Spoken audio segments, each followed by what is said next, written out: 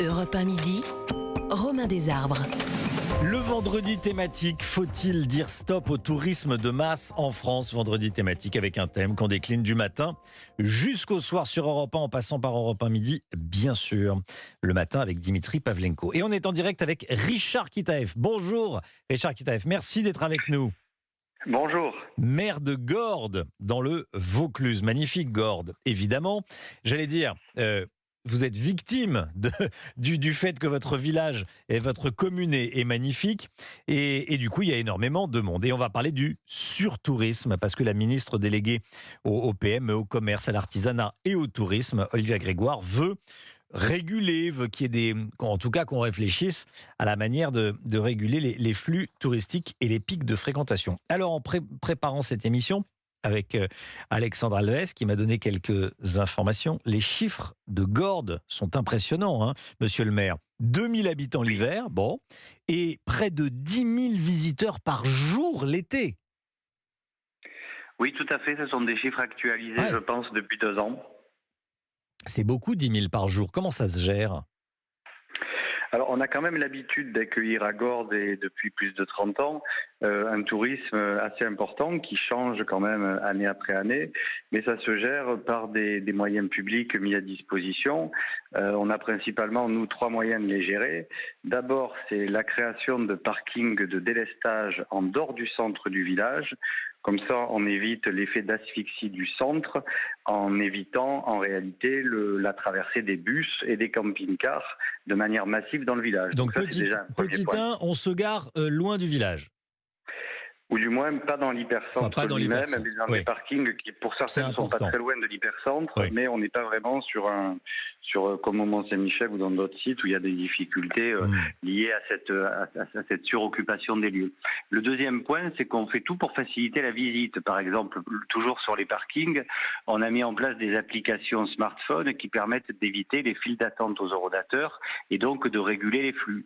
Donc Oui. ce sont des outils technologiques qui changent quand même beaucoup de choses parce qu'ils n'étaient pas mis en place, par exemple, il y a 2 ans et on avait beaucoup plus de stagnation dans certains lieux du village. Ça, c'est intéressant. Mais vous organisez les flux, mais vous les réduisez pas. Vous cherchez pas à les réduire. En clair, à réduire le nombre de touristes chaque jour. Alors pour les réduire, ça dépend pas de la compétence directe des maires, mais ça dépend aussi des tours opérateurs sur lesquels on n'a pas réellement prise. Ça dépend aussi des institutions qui ont la compétence du tourisme. Aujourd'hui, ce sont les communautés d'agglomération. Et en dernière analyse, ça dépend de l'État central Oui. et des moyens qu'il donne juridiques par rapport à la liberté d'aller et de venir, puisque vous savez qu'elle a un rang très élevé. Donc cette liberté d'aller et de venir, c'est quand même en jeu lorsqu'on parle de flux touristiques. Non, mais je me dis, est-ce que vous en auriez la volonté? C'est-à-dire, qu'est-ce que vous demandent vos administrés? Ils vous disent, monsieur le maire, on organise, mais on réduit pas la fréquentation, ou monsieur le maire, va falloir penser à faire en sorte qu'il y ait moins de monde? La volonté générale, c'est de réguler. Il y a beaucoup d'administrés qui exploitent des gîtes, des chambres d'hôtes, des petits hôtels et on est heureux d'accueillir tous ces visiteurs. D'accord, oui, D'un autre côté, il est évident qu'il faut aussi la réguler, cette masse touristique, parce que le tourisme, c'est bien, mais trop de touristes tue le tourisme. Et il faut que les gens puissent découvrir un territoire vivant, avec de la culture, du patrimoine.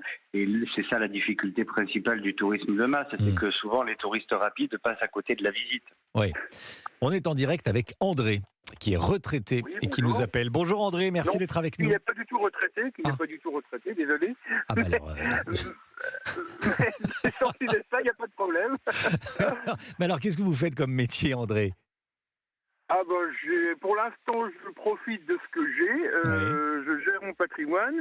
Je suis inscrit dans un barreau, donc je suis avocat. Je suis inscrit dans un barreau. Bah voilà. français. Bah alors, Voilà. je ne sais pas pourquoi on m'a marqué retraité. Maison de retraite, maison secondaire à la Baule. Ça, c'est bon. Oui, voilà, c'est comme ça. Ça, c'est bon. Bon, Là, voilà. c'est jusqu'à une résidence secondaire à la Baule. Bon, il y a la moitié du CV qui est bon. Alors, Voilà. je pense qu'il faut absolument pas limiter le tourisme. Expliquez-nous pourquoi. Il y a au moins 2 raisons. D'abord, la liberté d'aller et de venir. On est quand même dans une démocratie. Si vous commencez à limiter la circulation des touristes, vous allez avoir des hauts cris de certains qui vont dire, allez, je vais pas dire c'est de la ségrégation ou de l'apartheid, mais enfin, qu'il y a des endroits qui sont réservés aux plus privilégiés et les autres pas, mais aussi de façon beaucoup plus pragmatique, les commerçants du coin, les hôteliers, les restaurateurs, les plagistes, etc., ils gagnent pas de l'argent 12 mois sur 12 à la bolle. La plupart gagnent de l'argent, vraiment l'essentiel de leur chiffre, on va dire, en 3 mois et demi, 4 mois dans l'année. Oui. Les autres mois, forcément. Donc, si vous limitez le flux de touristes, automatiquement, vous limitez le flux de clients, vous réduisez le chiffre d'affaires de ces établissements, eh bien, c'est des établissements qui vont disparaître.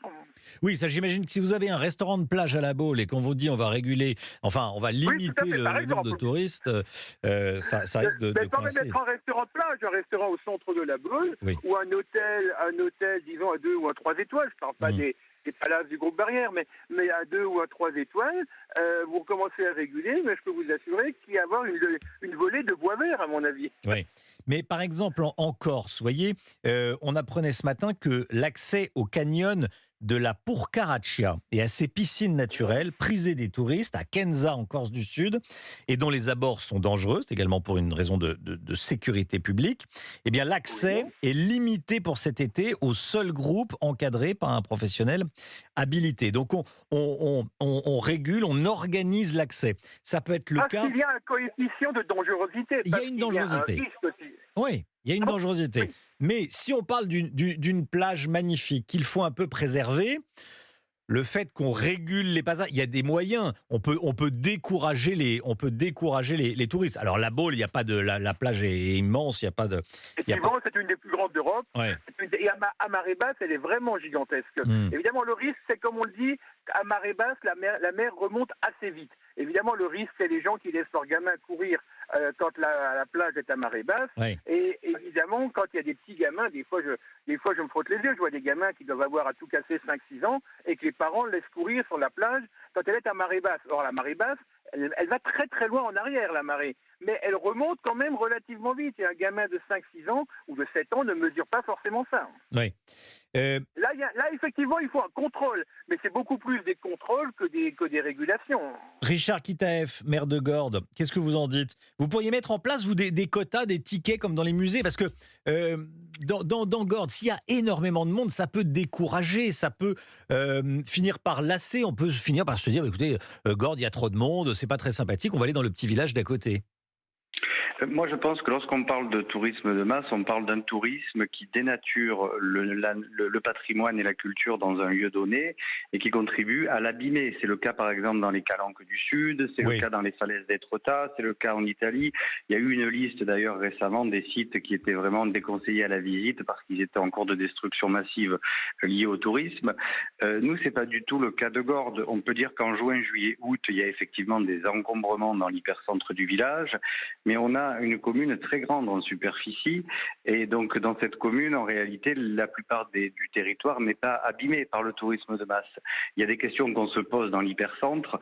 Il y a un projet d'investissement de 3 millions d'euros pour justement réguler mieux les flux de circulation piétonniers et valoriser le mobilier urbain. Mais de là à vendre, comme dans un zoo, des places de tickets, c'est pas le choix de la population parce qu'il ne faut pas rentrer aussi dans la caricature. Si vous dans voulez, un zoo ou dans un musée? Dans un zoo. Bon, justement, on n'est pas un musée à ciel ouvert. On n'est pas un musée à ciel ouvert, on est un village. Oui. On est en direct avec Jean-Michel, agriculteur à Pressac dans la Vienne. Bonjour Jean-Michel. Oui, bonjour Romain. Alors, vous prenez l'exemple du Futuroscope, expliquez-nous, qui se trouve dans la Vienne. La Vienne n'était pas particulièrement touristique, bien qu'il y ait une culture, notamment d'églises romanes et de monastères, une culture religieuse qui est assez importante. Mais quand le Futuroscope s'est créé dans les années 85-86, ça a créé un afflux de personnes qui venaient voir ce parc d'attractions, qui est aussi un local, un endroit dans lequel il y a beaucoup d'entreprises sur les technologies du futur. Et donc le département de la Vienne s'est vite posé la question de savoir, ces gens qui viennent au Futuroscope, comment faire en sorte qu'ils aillent visiter le reste du département. Oui. Et donc, il y a une agence touristique dans le département de la Vienne qui est financée en grande partie par le Futuroscope parce que c'est la grande ressource financière touristique, mais qui fait que les gens, quand ils viennent au Futuroscope, ils viennent aussi voir à Romagne la vallée des Singes, à Chauvigny le château des Aigles, à Mont-sur-Gaine l'historial du Poitou, et à Pressac, dans le village où j'habite, le village flottant. C'est-à-dire que sans renier sans renoncer à un nombre de touristes, l'agence de communication touristique du département de la Vienne fait en sorte que ces gens aillent ailleurs qu'au Futuroscope. C'est intéressant ça, c'est très intéressant. C'est-à-dire que c'est un cercle vertueux. On attire avec le Futuroscope et on redispatche dans le département de la Vienne en l'occurrence les touristes. Merci beaucoup Jean-Michel. Jean-Michel qui nous a appelé de Pressac dans la Vienne. André qui nous a appelé de la Baule. Et puis merci beaucoup à monsieur le maire Richard Kitaeff, maire de Gordes.